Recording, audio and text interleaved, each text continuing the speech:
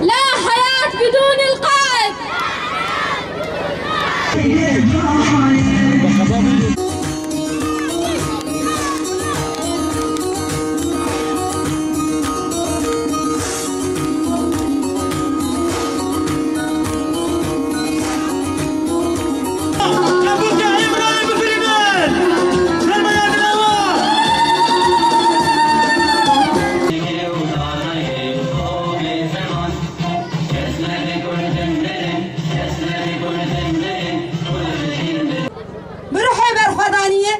بروحي تكوشيني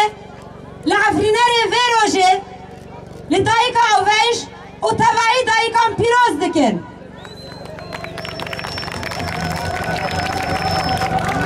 ديسا بروحي برخدانيا كود نوروزي دا دركتيا بشعارة دندما آزاديا ريبرا بويا ان فيروجي لديلين آزادية اینکو ایرو دسریدا ریبر آپو اب 23 ساله لزندان عمرانی لبر خود ده و تبعی دیلین آزادی گیری لاین سرین چیان همو تکو شروانین کو ایرو دموزیان دا ده چپران دا لبر خود دن و لشهیدین شورش ام پیروز دکن. ای ریبر حوال زاروکان روز بویی نتا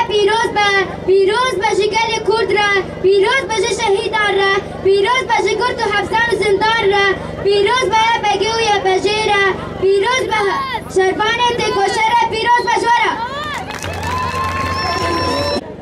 بو حمو ملت بحمو رنگی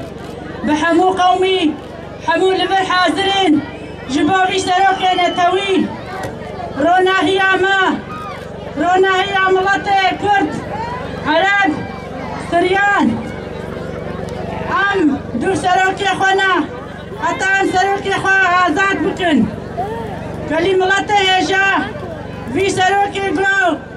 افكرو غماني هذا في ملتي وام ملت دائما سربيايا وويل سربيابي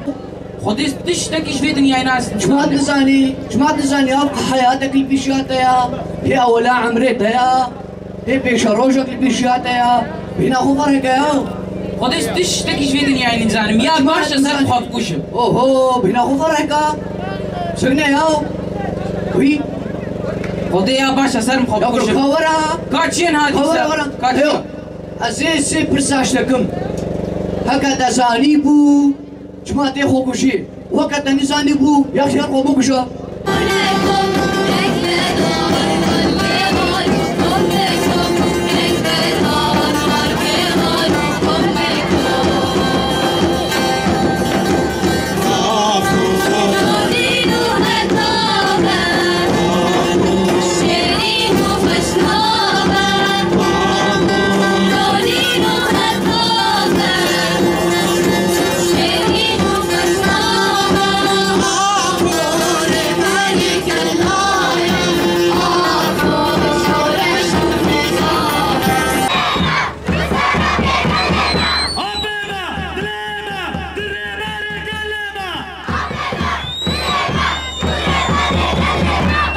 أيتها الأخوات،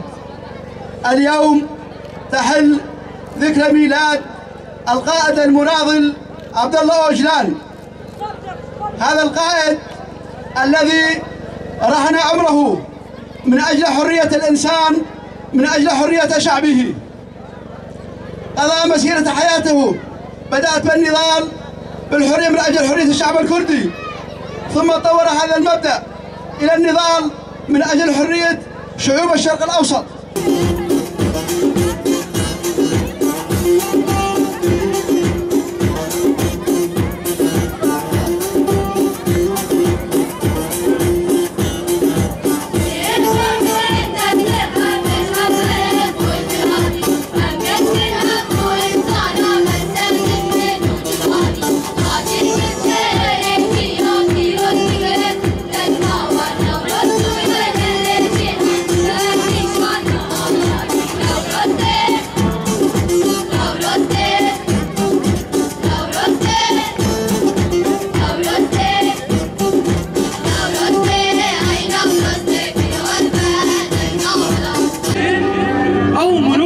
باکی بریده دیگه